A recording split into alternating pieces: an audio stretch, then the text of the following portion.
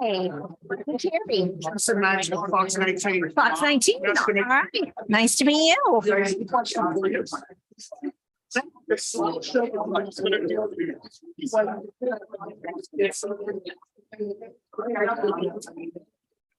It's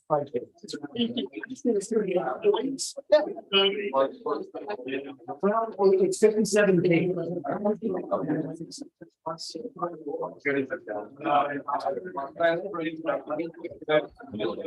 We did Fox 19.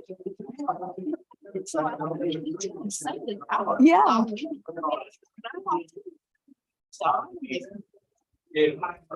Okay. I got it on the district level to mention.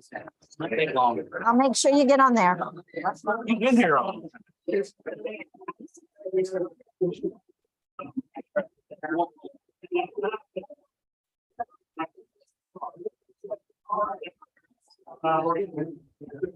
We good for me to start? Or should we wait for Will? Okay. All right.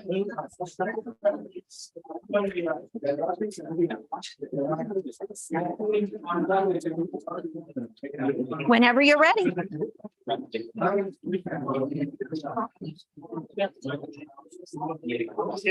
I know I'm a little short.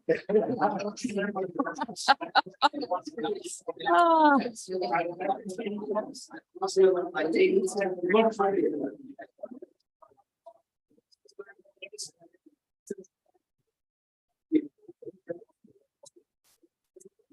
All right.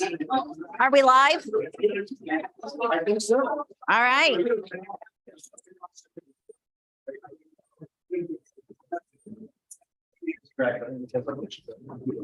All right. I want to welcome you to the Rotary Club of Florence, serving all Boone County. I'm actually going to do the prayer pledge and four-way test this morning. It is morning. No, it's afternoon now. So if you will bow with me. Dear Lord, I pray that you will be with this meeting, that you will help us to learn how we can be of service to our community. Please bless this meal that we are eating and be with those who have been affected by the earthquake in Turkey and Syria. In Jesus' name we pray. Amen. Amen. All right, pledge. It's thinking. All right, I pledge allegiance to the flag of the United States of America and to the republic for which it stands, one nation, under God, indivisible, with liberty and justice for all. All right, and the four-way test of the things we think, say, or do. First, is it the truth? Second, is it fair to all concerned? Third, will build goodwill and friendships. Fourth, will be beneficial to all concerned. Thank you. Sean. Yes. Sorry. Right. And you can hold this, you can drag it, whichever way you want. All right. Good to see everybody. Beautiful day today. First, would like to introduce Todd Sayers. Todd is a guest at Don Volan. Todd, where are you? Would you tell us what you do, Todd? Well, I'm Todd Sayers. I own Ascent Systems Innovations. We are a low voltage security, fire alarm, access control, and camera company. I'm low voltage as well.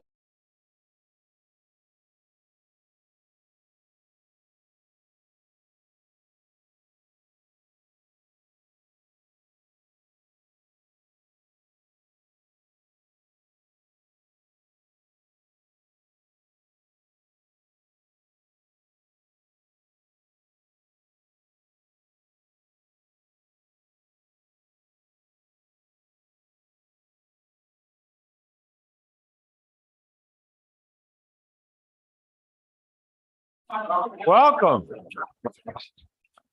All right. They had a football game yesterday. Kind of ended up the way the Bengals game ended up.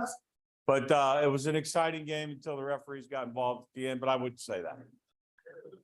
That wouldn't be appropriate. We also have, don't forget, you have Valentine's Day coming up tomorrow. I'm sure there's flowers and cooks, candies and things like that. Please, please, please, heed the warning. No balloons for the Valentine people. I hear they're getting shot down everywhere. Got to be careful about that. But it's good to be back with everybody. And boy, I got good news. I don't know if this is going to be part of the program or what, but we have like District Rotary thought so much of Greg Palmer that they're going to let him be the governor 3 years from now. I'm telling you, he's in training, then elect, and then the man. Congratulations, Greg. Way to go, buddy. And a guy that we remember as Billy Santos is now the man, the market president for Bank of Kentucky, Bank of Billy and Trust. So congratulations to Billy Santos. Thank you. All right, announcements. Since we are on announcements, Greg, did you want to talk about make sure we're not going to trip the district?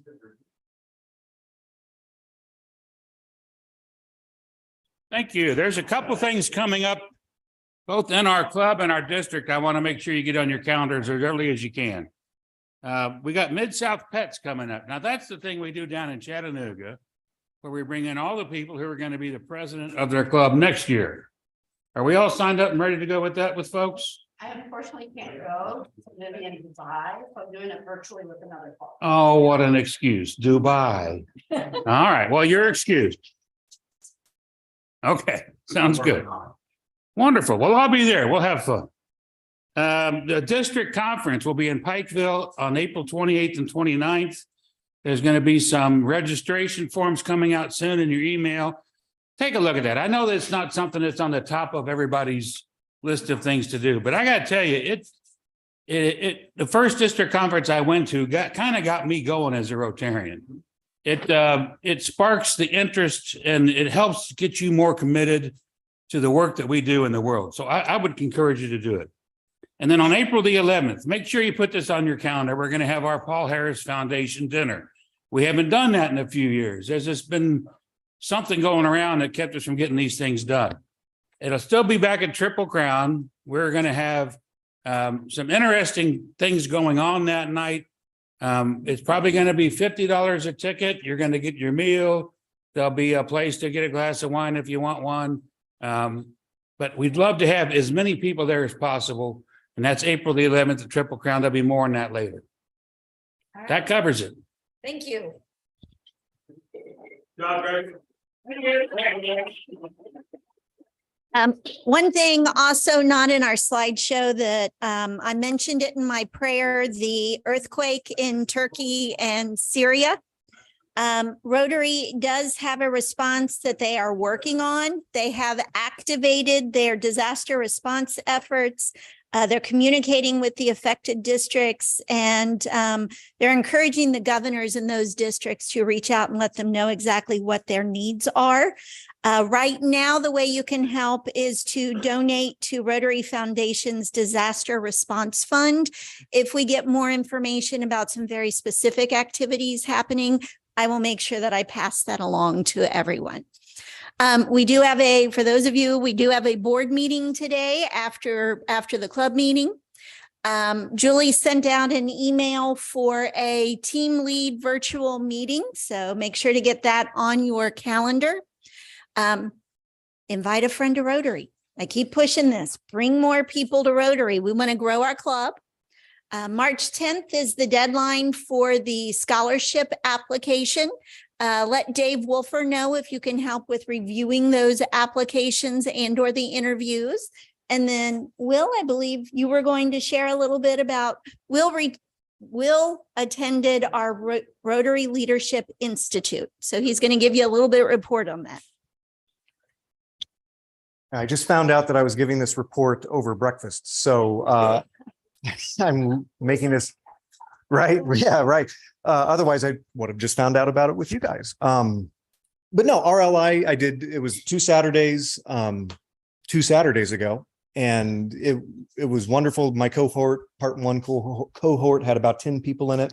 from all around Kentucky and already made some really good friendships with those folks, some really good ideas, cross-pollinating, especially out of Lexington, because Lexington's such a big club, but there's a lot of good information to come out of there that we can steal from each other. The big thing that we took out of it, other than just it gave us a broader view of what Rotary is, because I think sometimes we can get our heads kind of down into the sand about what's happening just in our Rotary or our community. Nice to see the bigger picture. But everyone in our cohort thought it'd be a great idea where we could set up a rotating schedule where we all go visit each other's clubs.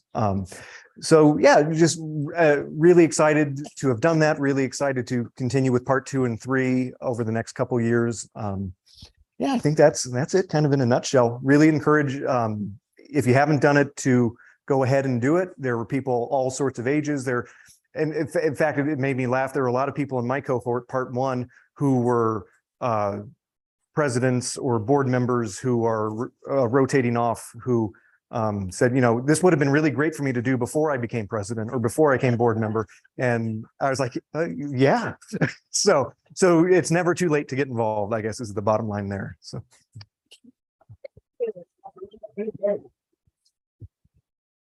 All right, Dawn. I lost Dawn. Did you want to talk about our day in Frankfurt last week? I love the pictures I was seeing, by the way. Yeah, I know. You get your steps in. It's a plan we have. Okay. Well, I probably won't say a whole lot about our day in Frankfurt today. Fortunately, Will came with us. So at some point, we're going to have a video of some pictures and things. But it turned out to be a really great day. It was a beautiful day. We 6 of us went down to Frankfurt. We were guests of Senator John Schickel, who is a member of our club, and he set up a tour for us around the Capitol, which was really interesting. And Judge Michelle Keller, who is also a member of our club, brought us into the Supreme Court and showed us all kinds of things that go on in the Supreme Court. So that was interesting. And then we actually joined a session of the Senate and were introduced in the Senate as visitors. So that was pretty exciting. And then we actually, at the end, connected with an old friend of our club, Shane Noem, who had come out to the Capitol to kind of tell us about what he does as a lobbyist. So we kind of got all different aspects of lawmaking process. I'm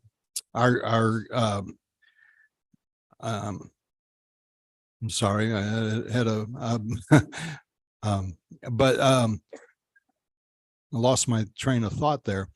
The House of Representatives, our representatives were there to meet us as well. So it was kind of funny because I got a text from the Board of Realtors that said, you need to contact your representative and encourage them to vote on House Bill 62. I was standing right next to Kim Banta, so it was very timely. She said, don't worry, I'll vote on that. But that was our Frankfurt experience.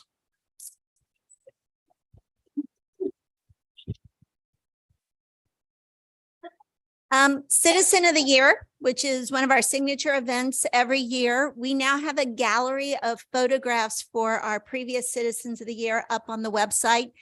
We are missing some pictures. So if you go onto the website and you look and you have any pictures of the individuals we're missing, please let Julie know so that we can get them added to the gallery.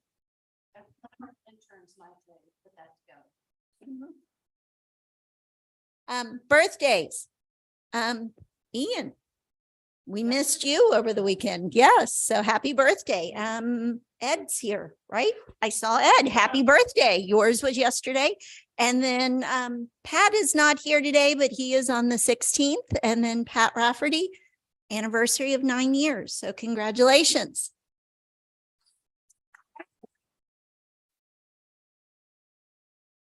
Don't forget to support the club through Kroger Community Rewards and Amazon Smile. And then now it's time for our program. Don, I'm going to bring you back up to introduce our speaker.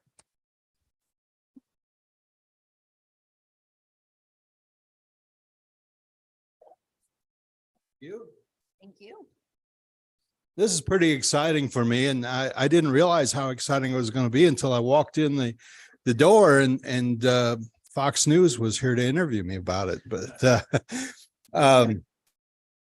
Jim Swearigen has, well, backing up a little bit, we do a lot of different programs, a lot of things with education, a lot of things with politics and some of our representatives and things, or we're hoping to have the governor visit us at some point. But we do a lot of charity things. But today we're gonna take a little lighter path, and we're gonna talk about toys. So I think everybody's had experience with toys, and those of you with kids or grandkids, you're probably stepping over them in your house right now. But Jim comes to us. He was with Kenner Toys and several other toy companies, and I'm not going to steal his thunder and go through his history. But the exciting part was toys that are connected to TV and movies weren't all that prevalent, really, until Jim got involved. And I've followed him somewhat. We don't know each other real well, but Jim's husband, who's back there, Emery, he's been a very good friend of mine for decades, right?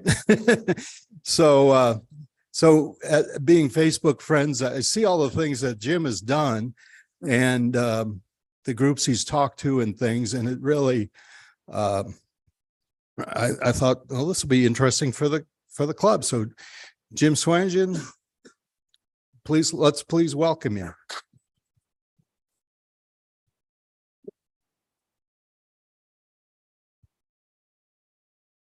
Okay.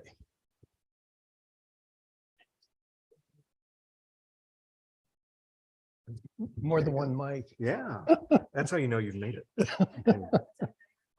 Yeah.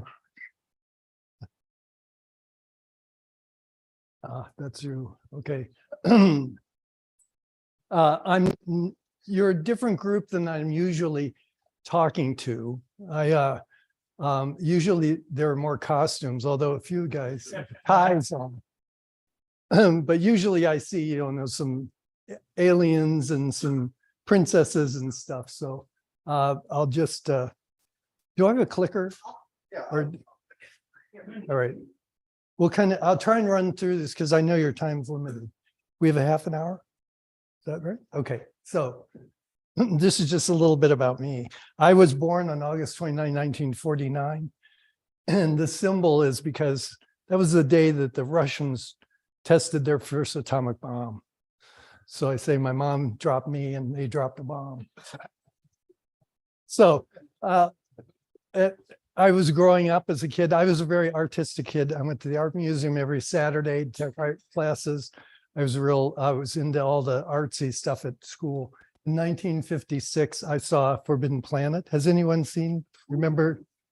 Gave me nightmares forever. Because at the time I was 7 years old. And we'll go to one more. And get chords there.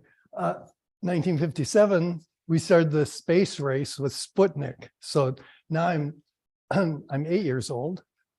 And then this is me at 9 years old, showing some of my creative talents. I tell people I've had aliens in my life for a long time. So, and my creative talents, there used to be bike parades and you would compete. And this is my one-eyed, one-horned flying purple people eater bike. So I was growing up doing artsy stuff like that. And then the next one, and this kind of ties into the toy stuff. This was my X-Wing fighter from way back in the old days. Roy Rogers was on TV. We watched it all the time. And this is kind of the adventures that kids my age at the time, probably some of you are close to my age around it. But it was favorite TV show. This thing went over many cliffs and was in many disasters and robberies and all things. 1971, this is a little later now. I'm in college. I went to UC in industrial design. I had an art teacher that told me if I wanted to make a living as a creative person, consider industrial design. And that's what I did. I took a 5-year program at UC, co-op program, and my first co-op was with General Motors doing car interiors. I went to Europe and worked for Philips Norelco, designing shavers and all that stuff. But while I was in school, 1971, THX 1138 was shown at the Tangeman Center. The Film Society brought it in. It's George Lucas's thesis film coming out of Cal Arts, where he was in film school. In 1972, I went to work for Kenner, and my office was about there on the 11th floor. And I started out working on Play-Doh, Spirograph, Easy Bake Oven, all kinds of stuff. And we'll go forward. So this is the good old days. I used to have hair. I kept it pretty long.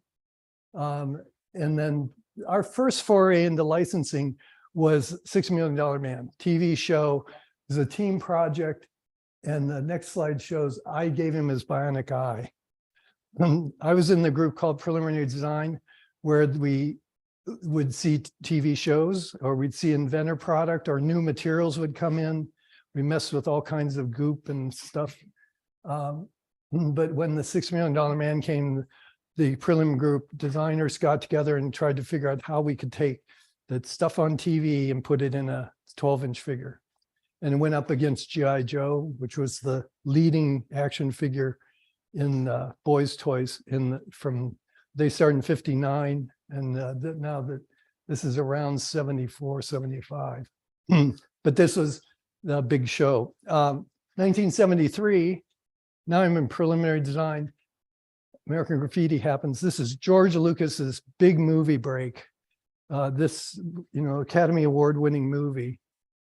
And I've seen THX 1130. I've seen American Graffiti, and the next thing is in Starlog magazine, the second issue in November of 76. There's a page inside that there's four paragraphs here saying that George Lucas and 20th Century Fox are coming up with a new movie called Star Wars. And so I'm like tuned in. I'm a science fiction fan. I'm a little bit of a nerd, and this came into my office. My boss brought it in and said, anybody want to look at this script for Star Wars? And I was, that's mine.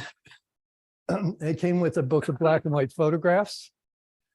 Now they've been turned down by all the other toy companies. Mattel, Hasbro, Mego, they shopped it around and nobody picked it up because it was a movie that could be in and out of the theater in a couple of weeks. And toy companies like stuff like $6 Million Man that would run for September to December and sell the toys. The other strike was, it was science fiction. And at that time,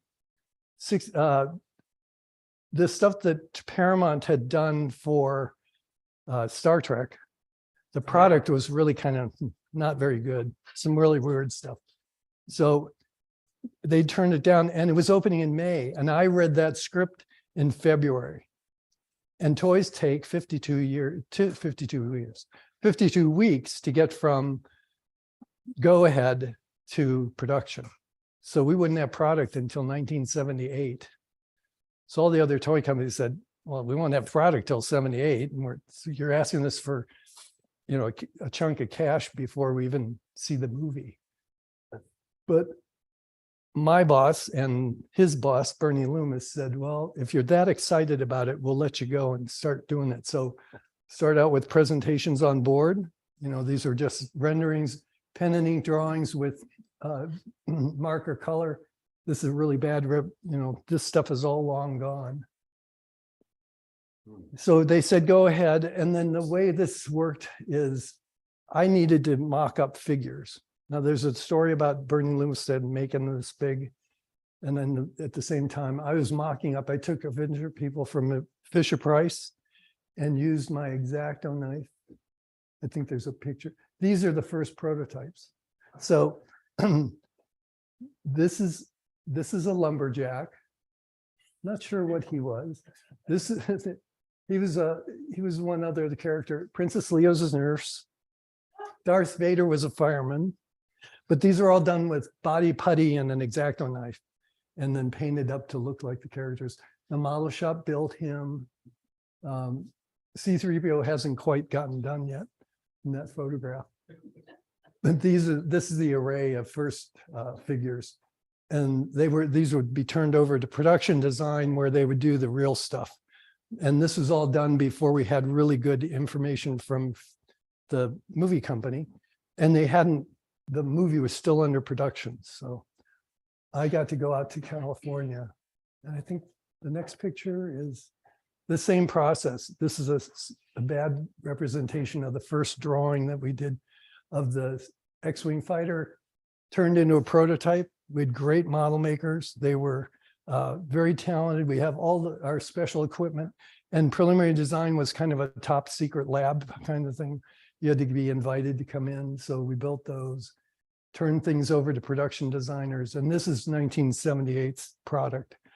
So that's all, 12 months away. Prototype TIE fighter. We specified features and stuff.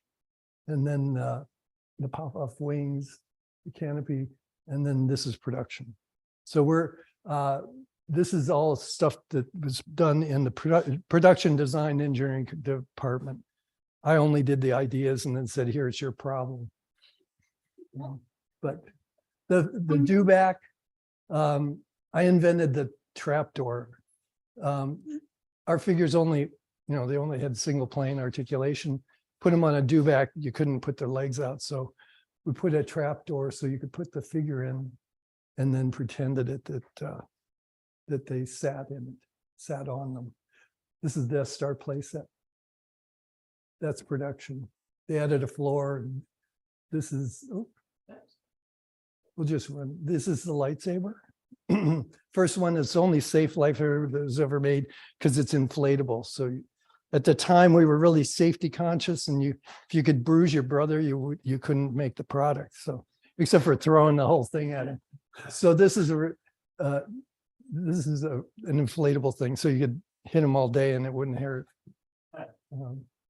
This is done by another designer who's now passed away, but this is the first land speeder prototype that we did with rubber band suspension. And the next one, and this one never made it out of our place, but this is a R2D2. They combined our Give a Show projector. Anybody remember Give a Show? So it would project Princess Leia. You could put the slide in there and put it on the wall, but he never made it. He was too expensive. This is my first trip to Industrial Light and Magic.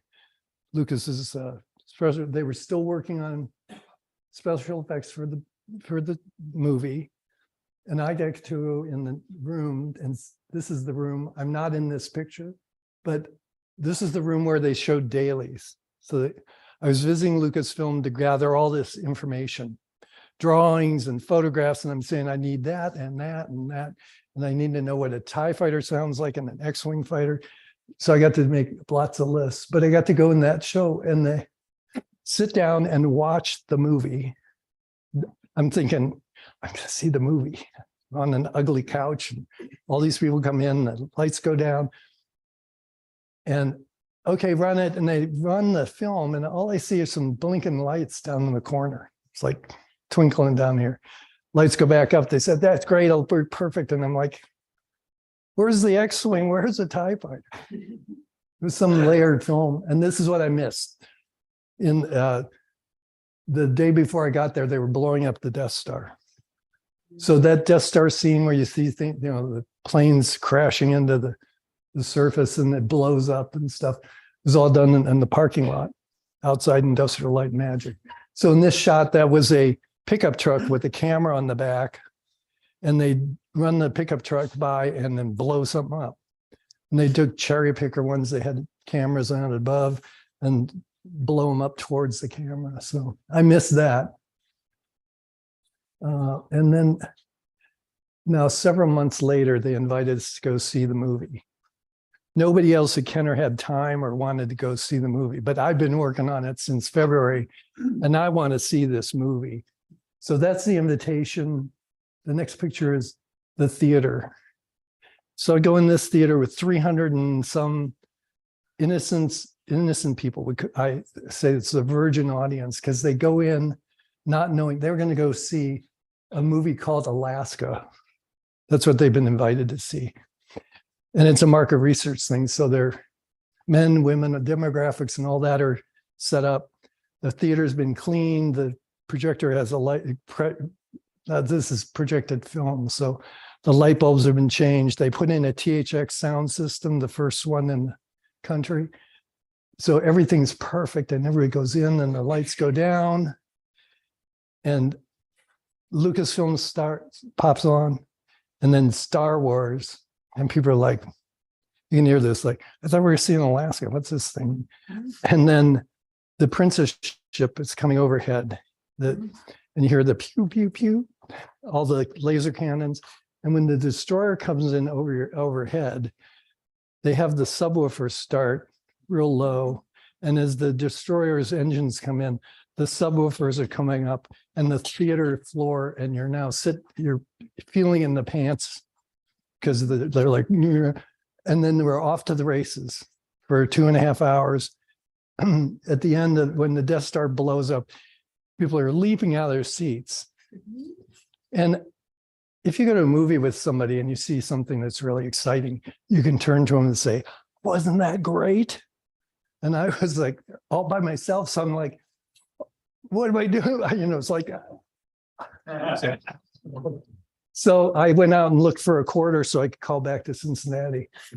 Found a payphone because all this is done, all the work that you've seen so far, it's all done on paper. Very little computer work was ever done. Tooling was made with wood and carved with, pantographs and stuff. So it's a real different time. And the second day, this relates to the second day, May 2nd. Now I've seen it on May 1st. May 2nd, I drive down to LA and see it at press screening. They were not quite as, emotional about it. But after that, the PR started. And this is the magazine that dropped middle of May, is the May 30th issue. Inside the year's best movie was the banner and 6 pages of color photographs and a story about Star Wars. So by the 25th, when it actually opened in the theaters, people are already talking. So all those 300 and some virgins say, I saw this. It's pretty good. So, and this picture, this is around 1978, but this group of people, model makers, engineers, designers, and our secretary, these are the people that started Star Wars. I worked with some of the most talented people in America that worked in toys, and some of the most talented model makers. The engineers are crazy guys. This guy and this fashion icon, he was a character, and he was known for having a really messy office. He had a big bookshelf with tons of books, which one day they all came crashing down on him.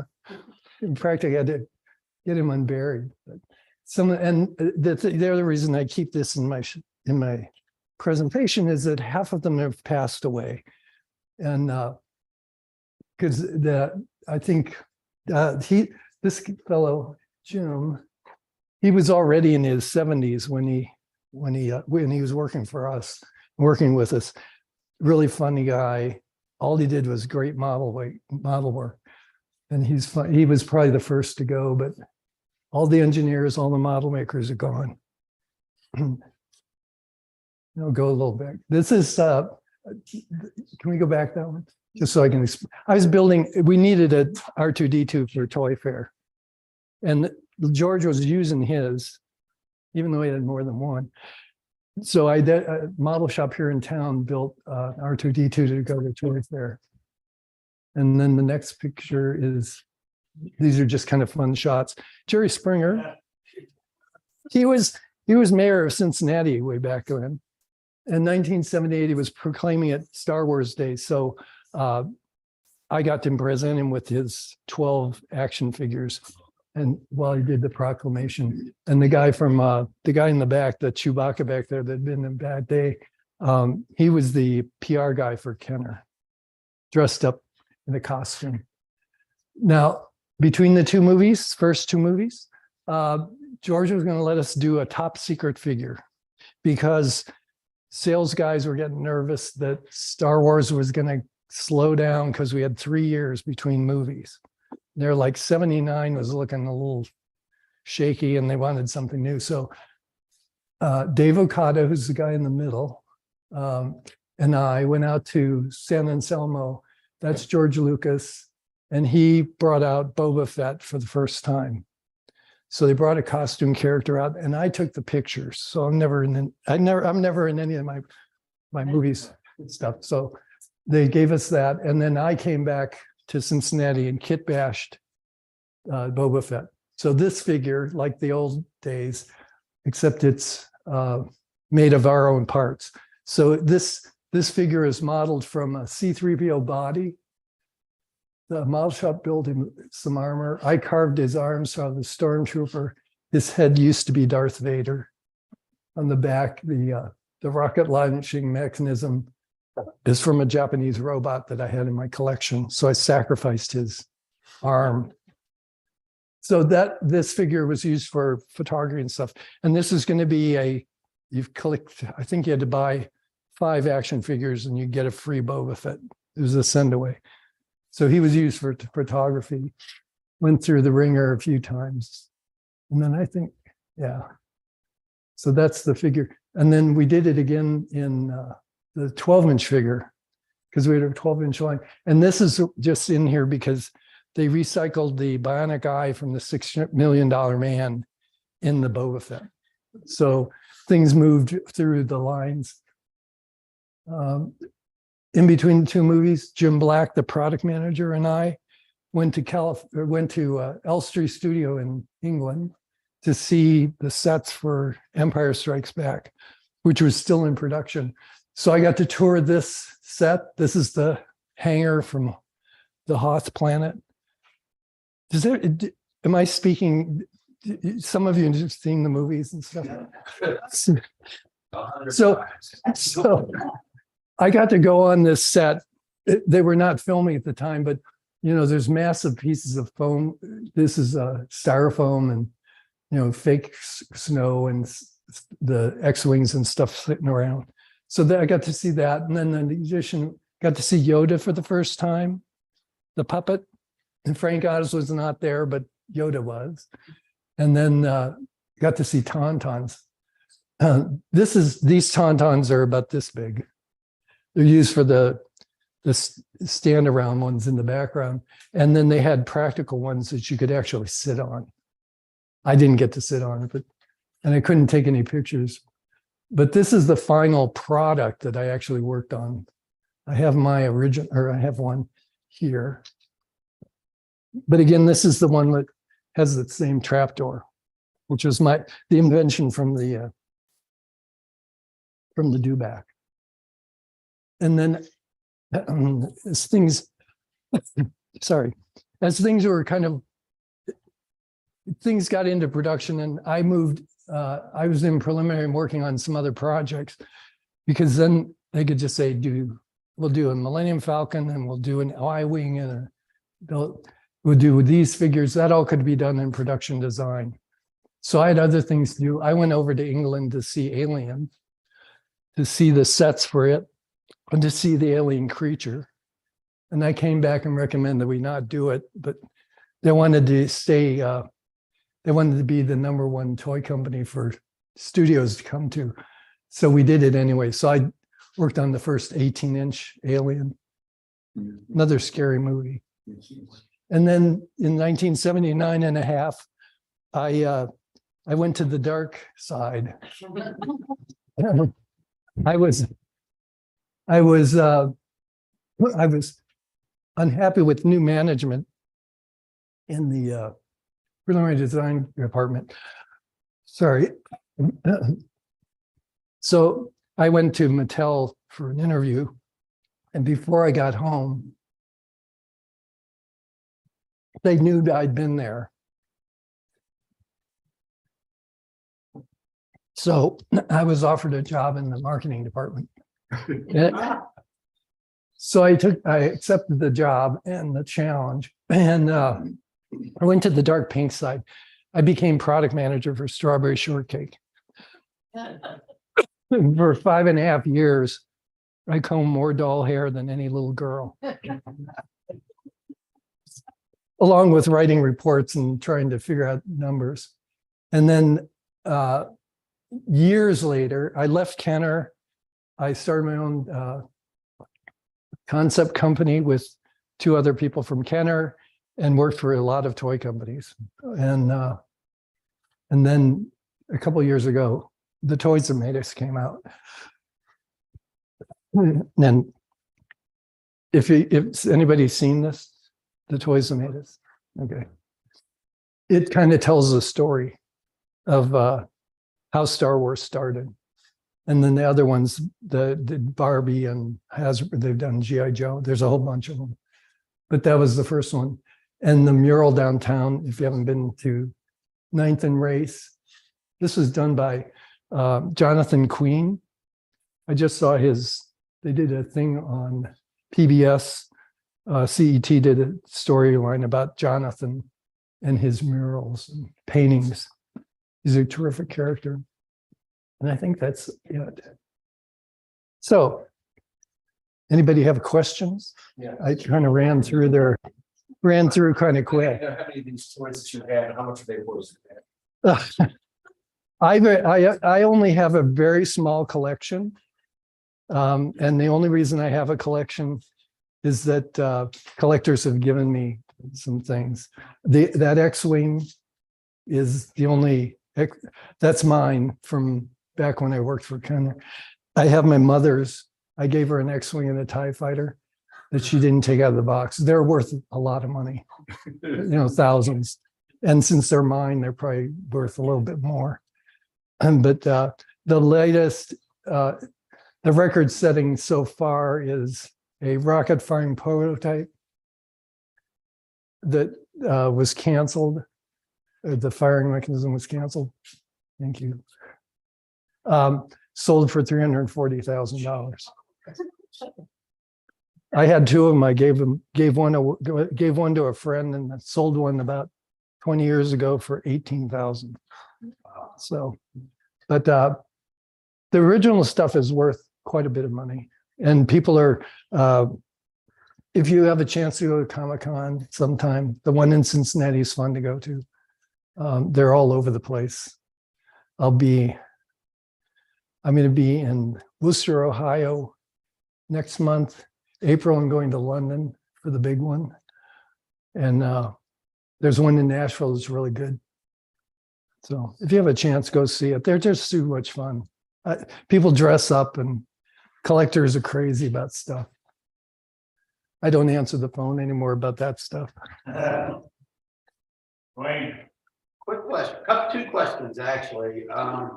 The history is actually legendary about you guys not having the figures for Christmas and actually selling the certificate. Yeah. How hard was that to convince Well, management that, hey, we're going to just. well, I didn't have anything to do with it. People have claimed credit for it. I don't. I wasn't there for that. But it was really an audacious thing to do. And the suggestion to because we knew it in February that we couldn't have product till the next year. So it wasn't like a surprise that we weren't going to have them done. But whoever did come up with the idea, it wasn't so much we sold a lot of them. I mean, they sold some. But the best thing was every TV station in America ran a Christmas story about this outrageous idea that a toy company would sell an empty envelope at Christmas. So they got incredible PR, which just made people want it more. And then when they finally did put product out, and the movie had been out it was probably the first movie to run from May until May of the next year and beyond. First run in a theater. Nothing stays that long anymore.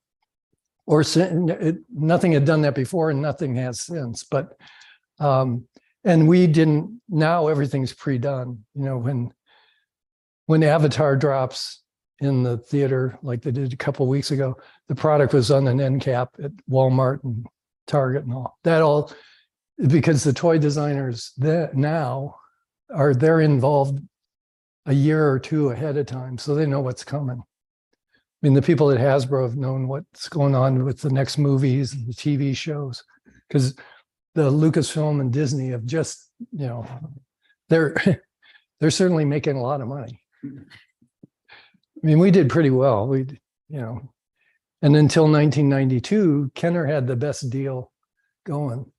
$50,000, which in 1977 was a pretty big chunk. You know, it was like $50,000 check every year against 5% net sales. It's people that know that kind of stuff. That was pennies to what's happening now. But that was the deal. 1992, when when Hasbro took Kenner to Rhode Island, they forgot to read the small print.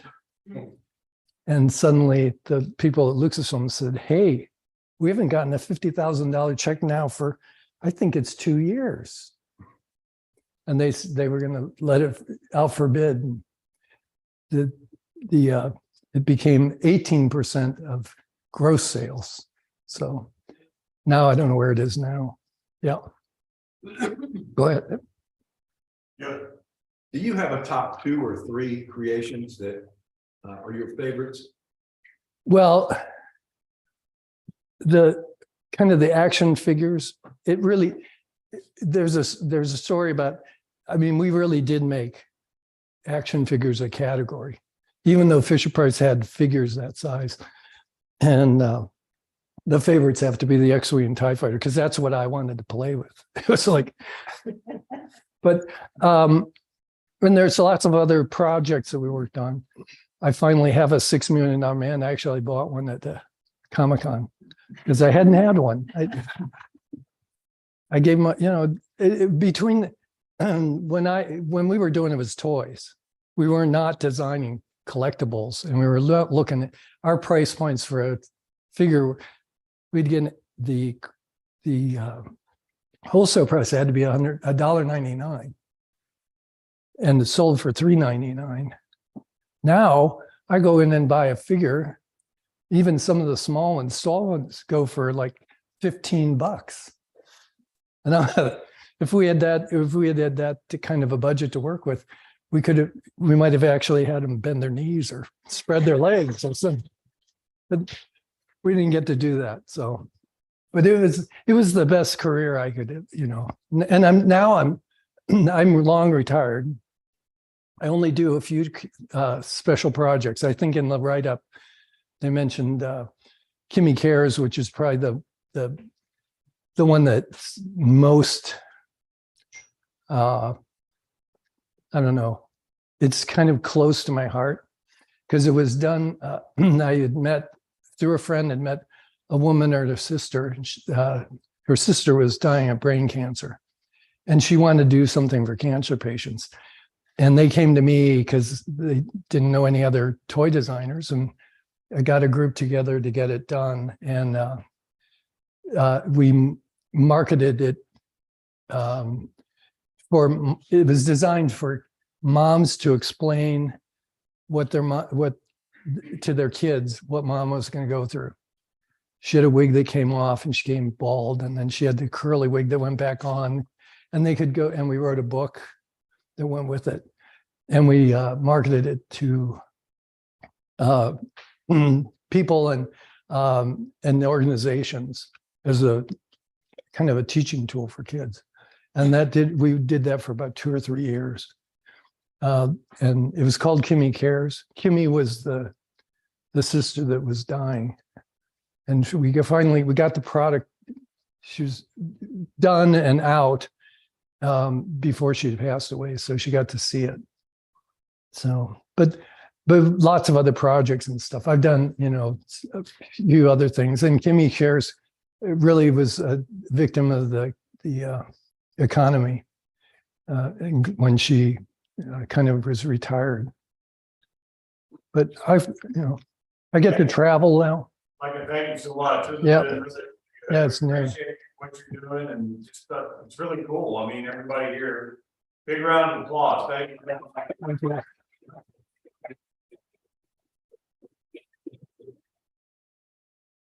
If you haven't seen The Toys That Made Us, you can. It's on Netflix. You. Nice to meet you. Oh, I got to get all my microphones on. All right, thank you. I know. All right. All